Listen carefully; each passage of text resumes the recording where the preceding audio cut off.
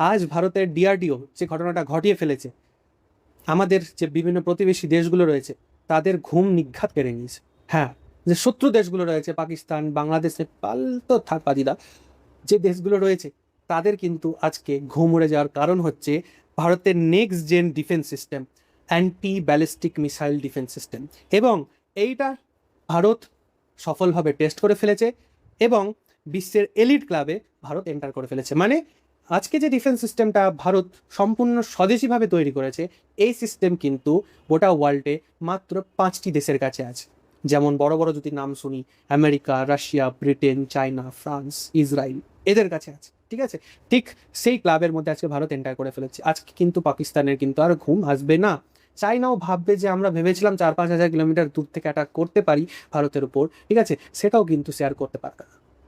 আজ যদি আবার কোনো রকম ভারতের উপর শত্রুতাকে মোড় নেবে মনে করে, সে 100 বার নয়, এবার 1,00,000 বার ভাববে যে এটা ভারতের কাছে কিন্তু এত বড় একটা ডিফেন্স সিস্টেম রয়েছে। নট অনলি ডিফেন্স সিস্টেম, বাকি আদার জিনিসও ডিসকাস করব আজকের এই কেস স্টাডিতে। তো hello everyone, welcome to the বেদান্তিক academy. তো ভিডিও শুরুর আগে তোমাদেরকে বলে রাখি, তোমরাও যদি ভারতের এই স্বদেশি টেকনোলজির ফ্যান হও বা দেশভক্ত হও, তাহলে তোমরা এখানে we proud of you DRDO বলে কমেন্ট অবশ্যই করবে। ঠিক আছে, চলো কি বলছে দেখি। সংক্ষেপণ দেখি, যুগান্তকারী সাফল্যের মাধ্যমে ভারত বিশ্বের সেই শীর্ষ দেশগুলির তালিকায় যুক্ত হলো যাদের নিজেদের আকাশ সীমা সুরক্ষিত করার নিজস্ব সিস্টেম আছে, বাইরে কোনো দেশের উপর তারা নির্ভরশীল নয়। ঐতিহাসিক যুগান্তকারী ঘটনা AD-1 এবং AD-2, এই যে ডিফেন্স সিস্টেমটা আছে, এটা যে শুধু স্থলে নয়, এটা আমাদের নেভিতেও ডিপ্লয় করা হবে। শুধু আমাদের ল্যান্ডের পাশাপাশি আমাদের কিন্তু জলসীমাও সুরক্ষিত হতে চলেছে। কেউ যদি মনে করে ইন্ডিয়ান ওশেনে এসে বা ইন্ডিয়ান ওশেনে দূর থেকে ভাইয়া জলপথে ভারতের উপর অ্যাটাক করবে, সেটাও কিন্তু এখানে করবে না। তো কি হলো, ল্যান্ডেও তো সুরক্ষিত হলো, পাশাপাশি আমাদের জলসীমাও কিন্তু সুরক্ষিত হলো এই অ্যান্টি ডিফেন্স মিসাইল সিস্টেমের। ঠিক আছে, প্রেক্ষাপট কি বলছে, পাকিস্তান এবং চীনের দিক থেকে আসা যে চ্যালেঞ্জিং যে ব্যাপারগুলো ছিল তার মুখে একটা জোরে থাপ্পড় এক কথায়। ঠিক আছে, এটা পরীক্ষার ব্যাপারে একটু জেনে নিই। পরীক্ষাটা কোথায় হয়েছে? উড়িষ্যা স্টেটের বালাসোরে।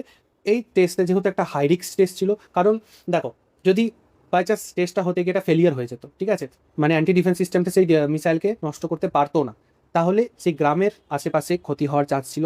বা আফটার ইন্টারসেপ্ট যে ময়লাগুলো থাকে, যেগুলো আকাশে হলো, যে বড় বড় লোহার অংশগুলো, সেগুলো এসে সেই গ্রামবাসীকে ক্ষতি করতে পারতো। সেই কারণে 11টা গ্রামকে এখানে স্থানান্তরিত করা হয়েছে। টোটাল 11,000 মানুষকে সুরক্ষিতভাবে নিরাপদ জোনে গিয়ে রাখা হয়েছিল।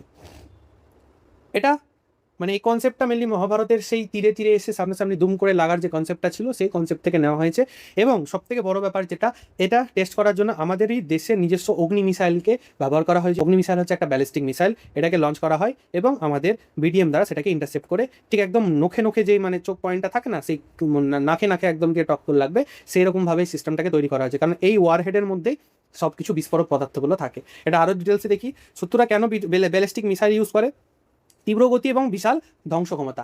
এটার প্রচণ্ড গতি হয়, গতির পেছনে কারণটা আমরা দেখবো পরের স্লাইডে আছে। প্রচণ্ডের গতি হয় এবং এই যে ওয়ারহেডটা আছে, এই ওয়ারহেডের মধ্যে, ঠিক আছে, প্রচুর পরিমাণ বড় বড় আকারের বিস্ফোরণ ব্যবহার করা যায় এবং পরমাণু বোমাও কিন্তু এই ব্যালিস্টিক মিসাইলের থ্রুতেই অ্যাটাক করা হয়। তো আমরা বলতে পারি যে ভারত কিন্তু অ্যান্টি নিউক্লিয়ার ডিফেন্স সিস্টেমের দিকেও আস্তে আস্তে এগোচ্ছে।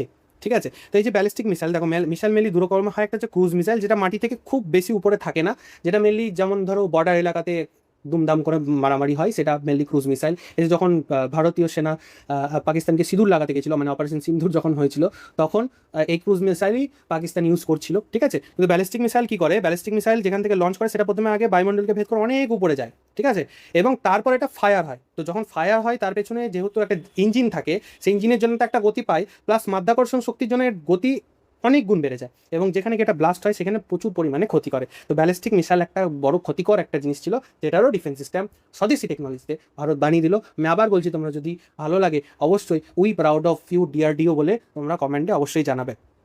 কিভাবে কাজ করে দেখো, পুরো মিসাইল সিস্টেম শুধু তো আর এই ওয়ারেটটা থাকে না যে গিয়ে শুধু দুম করে মেরে দিল, সেটা না। এর পিছনে পুরো একটা টেকনোলজি থাকে, সুন্দর করে বোঝো। প্রথমে থাকে র্যাডার সিস্টেম। র্যাডার সিস্টেম কত, এর রেঞ্জ হচ্ছে 5,000 কিলোমিটার। 5,000 কিলোমিটার পর্যন্ত এই র্যাডারে কিন্তু এখানে লিঙ্ক থাকে। কোথাও যদি এটা র্যাডারটা লাগানো থাকে, তার 5,000 কিলোমিটারের মধ্যে কেউ যদি ব্যালিস্টিক মিসাইল লঞ্চ করে, সে কী করবে, সোজা সুপার কম্পিউটারকে সিগন্যাল পাঠাবে যে অমুক জায়গা থেকে কিন্তু একটা ব্যালিস্টিক মিসাইল লঞ্চ হয়েছে। এবার তুমি এটাকে দেখো, সুপার কম্পিউটার কী করবে, সেই তথ্যটাকে বিশ্লেষণ করবে। কি বিশ্লেষণ করবে, ধরো লাহোর থেকে ব্যালিস্টিক মিসাইল লঞ্চ করা হয়েছে, ঠিক আছে। এবার এই সুপার কম্পিউটার দেখবে ব্যালিস্টিক মিসাইলটা কোথায় গিয়ে পড়তে পারে, দিল্লিতে গিয়ে পড়বে, জম্মুতে গিয়ে পড়বে, ব্যাঙ্গালোরে পড়বে, না কলকাতায় পড়বে, ঠিক আছে। এই পরীক্ষাটা করবে, যেখানে গিয়ে পড়বে সেখানকার ডিফেন্স সিস্টেম অটোমেটিক অ্যাটাক মানে অ্যাক্টিভ হয়ে সেই ওয়ারহেডটাকে গিয়ে ডিস্ট্রয় করবে, ঠিক আছে। এটা কেন জরুরি, তার কারণ দেখা গেল লাহোর থেকে যে মিসাইলটা লঞ্চ করলো, ঠিক আছে, মিসাইলটা লঞ্চ করার পর তারা টার্গেট করেছে দিল্লিতে এবং আমাদের অ্যাক্টিভ হচ্ছে মুম্বাই। তো এই জিনিসটা যাতে না হয় সেজন্য আমাদের সুপার কম্পিউটারকে এখানে ইউজ করা হয়েছে, ঠিক আছে। তো আশা করি বুঝাতে পেরেছি এখানে খুব সুন্দর করে যে কীভাবে কাজ করছে। ডিআরডিওর প্রযুক্তির মধ্যে আমাদের কাছে কি আমাদের আরও কী কী ডিফেন্স সিস্টেম ছিল, যে আমাদের কাছে প্যাড আগে থেকেই ছিল, যার রেঞ্জ ছিল 2000 কিলোমিটার, যেটা হচ্ছে পৃথিবী এয়ার ডিফেন্স। আর একটা ছিল এএডি, অ্যাডভান্স এয়ার ডিফেন্স, যার রেঞ্জ ছিল মেনলি এটা ক্রুজ মিসাইল ডিফেন্সের ক্ষেত্রে ব্যবহার করা হতো। আর এখন তো আমাদের কাছে চলেই হলো বিডিএম ব্যালিস্টিক মিসাইল। তুলনামূলক বিশ্লেষণ কার সাথে, S-400 আর বিএমডির মধ্যে। S-400 কি বলছে, মাল্টিটাস্কিং এয়ার ডিফেন্স, এটা ফাইটার জেট, ড্রোন এবং মাল্টির সমান্তরালে আসা ক্রুজ মিসাইলকে ধ্বংস করতে পারে, মূলত বায়ুমণ্ডলের ভেতরে লক্ষ্যের জন্য উপযুক্ত। আমরা অপারেশন সিন্দুরে দেখেছি যে S-400 কত সুন্দরভাবে আমাদের কাজ করেছে, যদি এটা একটা রাশিয়ান টেকনোলজি, ঠিক আছে। বিএমডি সিস্টেম কি, এটা মেনলি ব্যালিস্টিক ডিফেন্স সিস্টেম, ঠিক আছে। শুধুমাত্র বায়ুমণ্ডলের বাইরে থেকে আসা প্রচণ্ড বেগে ওয়ারহেড ব্যালিস্টিক মিসাইলগুলোকে ধ্বংস করতে পারে, অত্যন্ত দূরপল্লা উচ্চ গতির যে মিসাইলগুলো আছে তাদেরকে ধ্বংস করার জন্য এটা সক্ষম, ঠিক আছে। ভারতের সামগ্রিক আকাশ সীমাকে সুরক্ষা করার জন্য এই দুটি সিস্টেম একে অপরের পরিপূরক, দুটোকেই আমাদের লাগবে। গ্লোবাল ডিফেন্স পাওয়ার হাউসে আজকে এলিট ক্লাবে ভারত পৌঁছে গেছে, যেখানে আমেরিকার কাছেও এই সিস্টেম আছে, ইসরায়েলের কাছে আছে, চায়নার কাছে আছে, রাশিয়ার কাছে আছে এবং এখন ভারতের কাছেও এই সিস্টেম চলে এলো। তো বিশ্ব পাওয়ারে আজকে এলিট ক্লাবে ভারত। এবার নতুন আপডেট হচ্ছে ভারতের ভবিষ্যৎ সুরক্ষা কবচ মিশন সুদর্শন চক্র। কি নাম, মিশন সুদর্শন চক্র, মিশন 2035 মধ্যে আমরা এটা দেখতে পাবো। তার ফার্স্ট স্টেপ আজকে আমরা এই বিএমডিকে হিসেবে নিতে পারি। এটা মেন উদ্দেশ্য কি, ঠিক আছে, যেমন ছবিতে দেখছো এটা আমাদের দেশ এবং দেশের উপর একটা এরকম কবচ তৈরি করা, যেটা অনেকটা ইসরায়েলে আয়রন ডোমের মতন কাজ করবে, যেটা বিভিন্ন fighter jet, drone, ballistic missile, ছোট ছোট ক্রুজ মিসাইল, সমস্ত রকম এয়ার অ্যাটাক থেকে ভারতকে রক্ষা করবে। শুধুমাত্র ল্যান্ড নয়, সিতেও আমাদের এটা রক্ষা করবে। তো এটা হচ্ছে মিশন সুদর্শন চক্র 2035 মধ্যে। এটা 100% একটা স্বদেশি টেকনোলজি হতে চলেছে। ভেরি প্রাউডফুল ব্যাপার আজকে ভারতের জন্য। তো আমি আবার বলছি, তোমরা প্লিজ এখানে কমেন্ট করো উই লাভ ডিআরডিও বা we proud of you DRDO. আশা করি বুঝাতে পেরেছি আজকের কেস স্টাডি। তো thank you very much. Follow Vedantik academy for more updates.